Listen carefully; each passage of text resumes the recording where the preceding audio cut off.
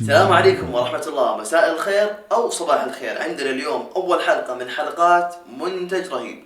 أي منتج راح يعجبني أو يعجبني راح أشاركه معاكم على اليوتيوب هنا، وراح أتكلم لكم عن تفاصيله وسعره ومن أين شريته وميزاته وعيوبه وإيش راح يفيدني فيه. أول حاجة خلينا نشوف كيف تتركب هذه النظارة ثم نرجع لكم من جديد.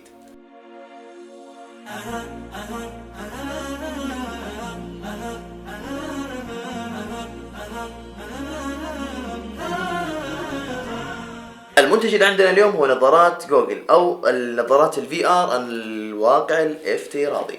يعني لما تلبس النظارة تنتقل لعالم اخر كأنك عايش فيه، يعني تحطها كذا خلاص انتقلت الى عالم اخر. فقط اللي تحتاجه جهاز ايفون او اندرويد بجميع اصداراته. فقط اللهم لازم تنزل برنامج خاص في النظارة او انك تبحث باليوتيوب او اي في جوجل مثلا تكتب فيديو في ار.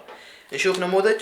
طبعا طريقة تركيبها تحط الايفون او الجوال اللي تبغاه مع تشغيل المقطع الخاص في النظارات، تحطه كذا تقفل، تبدأ تدخل عالم اخر، تلف يسار او يمين فوق وتحت، والله عالم اخر صدقا. يعني وتنطبق عليها ينطبق عليها اللي يقولون جالس اتمشى، يعني انت جالس وتتمشى زي كذا.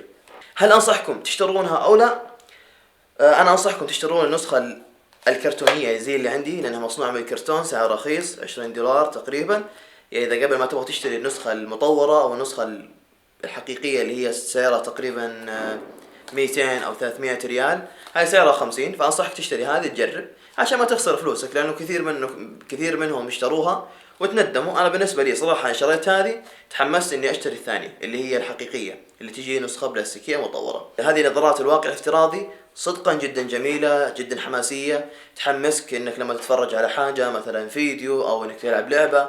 في العاب كثير لها بالاب ستور والعاب كثير لها في الجوجل بلاي. انصحكم تشترون النسخة الكرتونية اللي مثل هذه اللي سعرها 50 ريال تحت او فوقها شوية، يعني من 30 الى 60 ريال اشتري لك واحدة واستمتع فيها. المنتج محطوط في الوصف، تقدر توصلوا له على السريع او بشكل سريع، تقدر تشتروه من امازون، متوفر بشكل كبير. في نهاية حلقتنا اليوم اتمنى تكونوا استمتعتم واستفدتم من منتجنا اليوم اللي هو المنتج الرهيب نظارة الفي ار، نظارة الواقع الافتراضي من شركة جوجل. اي استفسار او سؤال اكتبوه بالكومنت، ولا تحرموني برضو من تعليقاتكم في الكومنتات. لا تنسوا اللايك والاشتراك ونشر هذه الحلقة لأحبابكم ولأصدقائكم في مواقع التواصل الاجتماعي. وتسعدني ويشرفني متابعتكم لي في الانستغرام وسناب شات وتويتر. لا تنسوا من دعواتكم. السلام عليكم ورحمة الله وبركاته.